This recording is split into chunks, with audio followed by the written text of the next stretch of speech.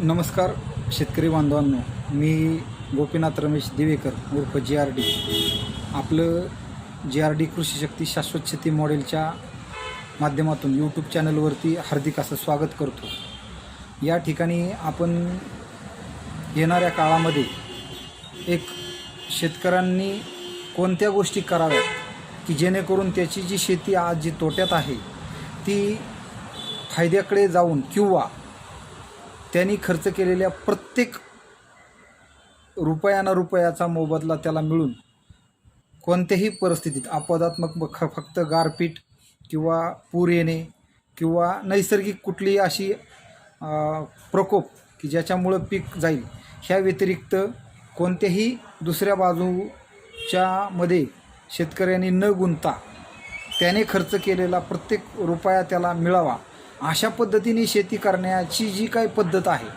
ती म्हणजे शाश्वत शेती मॉडेल। हे मॉडेल माझं नाही आहे, हे मॉडेल तुमचं आहे। जसं मी जी शेती करतो ती 100% कोणत्याही परिस्थितीमध्ये तोट्यात जाऊन देत नाही। त्याला बदलत्या निसर्गात त्याच्याबरोबर ती बदलतं ज्या क्लायमेटिक कंडिशन आहेत प्लस ढासळत चाललेला मातीचा पोत आहे, पावलोपावली येणाऱ्या ज्या आपल्या अडचणी आहेत मार्केटिंगच्या असतील किंवा स्वतःचा स्वार्थ साधून घेणारी जी मार्केटमध्ये माणसं आहेत त्यांच्यातून आपल्याला स्वतःचा कसा फायदा करता येईल हे करण्यासाठी आपण जे स्वतःमध्ये बदल करू, जे शेतीमध्ये बदल करू ते मॉडेल म्हणजे शाश्वत शेती मॉडेल। आणि ते मॉडेल तुमचं स्वतःचं असेल। हे मी केलं, माझ्या शेतीमध्ये ते बदल केले म्हणून मी माझं नाव दिलं। उद्या तुम्ही तुमच्या शेतीमध्ये ते बदल करा, तुमची जी तोट्यातली शेती आहे ती फायद्यात आणा किंवा आपलं डिपॉझिट जप्त नाही झालं पाहिजे, मुद्दलामध्ये आपल्याला तोटा आला नाही पाहिजे, अशा पद्धतीने तुम्ही नियोजन करा। ते म्हणजे तुमचं शाश्वत शेती मॉडेल। शाश्वत शेती मॉडेलमध्ये मूलभूत कोणत्या गोष्टी आहेत ज्या तुम्ही समजून घ्या, याची गरज काय।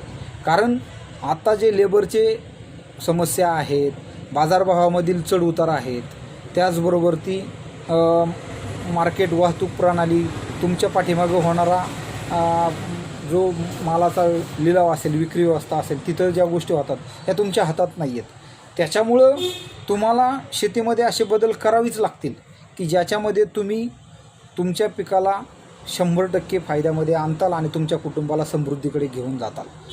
ते मॉडेल म्हणजे GRD कृषी शक्ती शाश्वत शेती मॉडेल। मग आता आपल्याला नेमकं काय करायचं आहे की ज्याच्यामुळे तुमची शेती शाश्वत होईल किंवा तुमचं कुटुंब समृद्धीकडे जाईल, हे मी तुम्हाला टप्प्याटप्प्याने स्टार्टिंग फ्रॉम लँड प्रिपरेशन म्हणजे जमीन तयार करण्यापासून ते विक्री व्यवस्थापर्यंत असे वेगवेगळे मुद्दे आहेत की ज्याच्यामध्ये एक एक मुद्दा आपण एक सिरीजच तयार करू किंवा व्याख्यानमालाच तयार करू। त्या व्याख्यानमालाच्या माध्यमातून मी तुम्हाला संपूर्ण इन्फॉर्मेशन देण्याचा प्रयत्न करेल।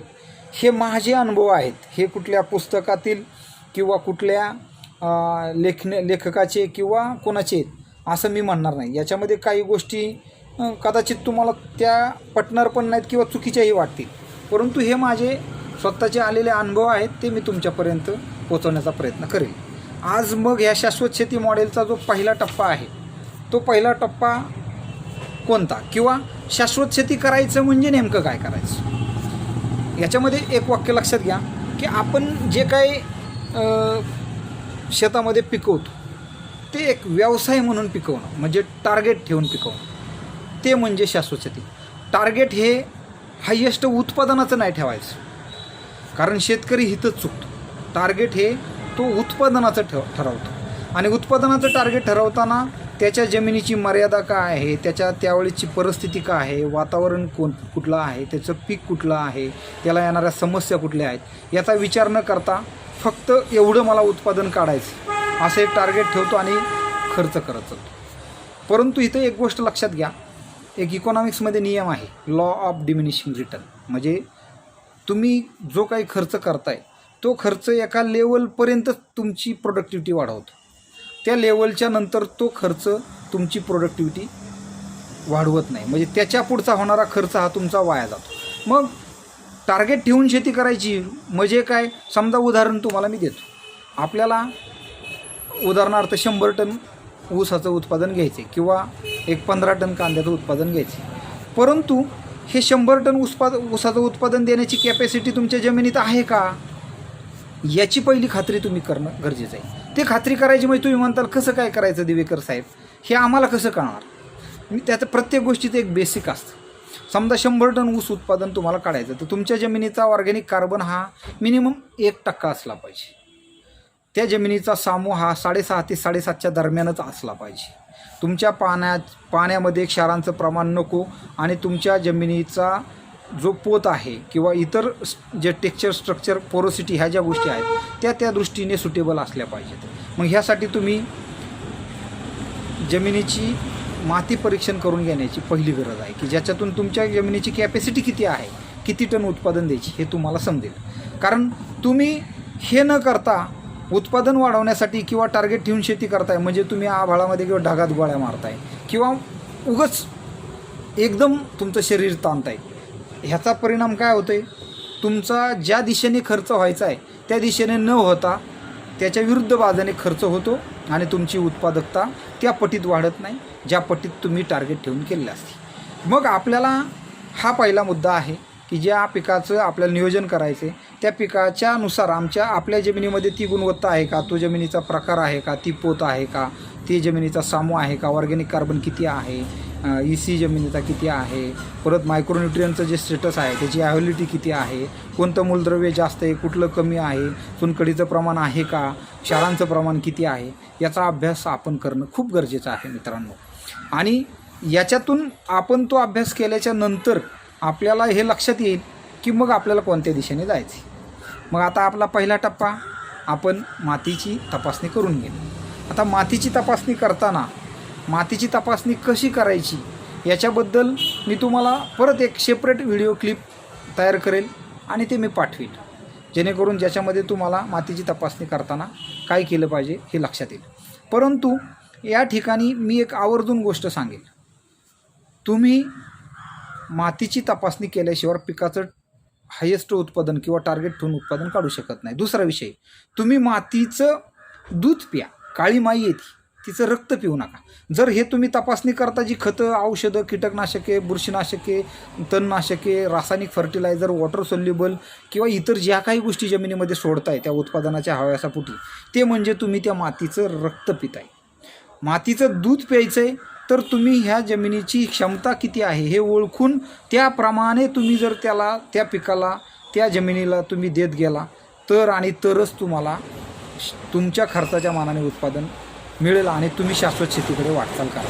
परंतु जर तुम्ही याचा अंदाज न करता खर्च करत राहिला तर तुम्हाला मिळणारं उत्पादन हे सर्वोच्च आहे का याचा पहिल्यांदा तुम्हाला अंदाज येणार नाही. दुसरा मुद्दा, तुमची जमीन वर्षानुवर्ष दिलेल्या खतामुळे, केलेल्या अतिरेकामुळे, चुकीच्या पाणी व्यवस्थापनामुळे आणि वापरलेल्या चुकीच्या रासायनिक डोसमध्ये, ओव्हरडोस किंवा जी खतं असतील, कॉम्बिनेशन असतील, त्याच्यामुळे तुमच्या जमिनीचा pH हा वाढत जाऊन तुमची जमीन हळूहळू नापीक होत जाईल आणि मग तुमची शेती कधीच तुम्हाला फायद्यात आणू शकत नाही, मग तुम्ही तोट्यातच जाणार.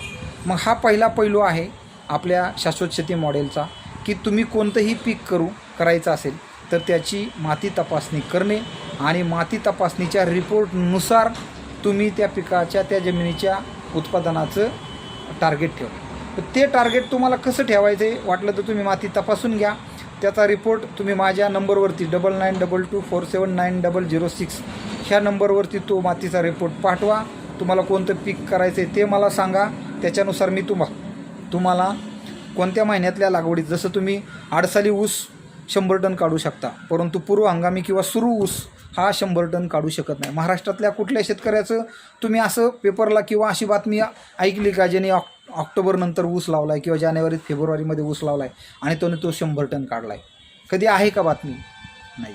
तसं कुठल्याही पिकाचं आहे, तुम्ही कोणत्या महिन्यात ते पीक लावताय त्याच्यामधलं कुठली व्हरायटी आहे. जसं 86-032 असेल त्याची उत्पादकता वेगळी आहे, 265ची उत्पादकता वेगळी आहे, 10,001ची आहे वेगळी आहे, 8,005ची वेगळी आहे. आडसाली लावायचा असेल तर तुम्ही कुठला लावला पाहिजे, तुमच्या तालुक्यामध्ये कारखान्यांची संख्या कधी आहे, तो कितव्या महिन्यात तुटला जाईल, त्याची नोंद कशी आहे, त्याच्यानुसारच तुम्ही त्याचं टायमिंग ठरवणे, जेणेकरून ज्यावेळेस तो तुटला जाईल त्यावेळेस तुमच्या पिकाचं वजन हे हायेस्ट लेवलला असेल अशा पद्धतीने तुम्हाला प्रत्येक पिकाचं नियोजन करणं आहे, ते तुम्हाला शाश्वत शेतीकडे घेऊन जाऊ शकतं.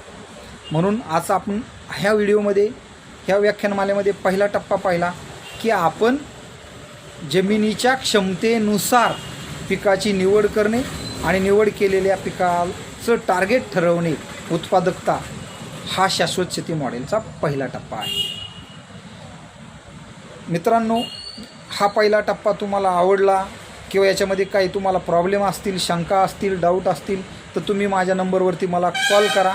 आणि हे आवडलं असेल तर हा माझा व्हिडिओ लाईक करून सबस्क्राईब पण करा, जेणेकरून जे मी व्हिडिओ अपलोड करतो आहे त्याची तुम्हाला लगेच सूचना मिळेल आणि तुमचा आणि माझा एक दृढ असा एक नात्याचा प्रवास चालू होईल, ज्यात मी तुम्हाला व तुमच्या कुटुंबाला 100% समृद्धीकडे घेऊन जाण्यासाठी मार्गदर्शन करेन. धन्यवाद मित्रांनो, आभारी आहे.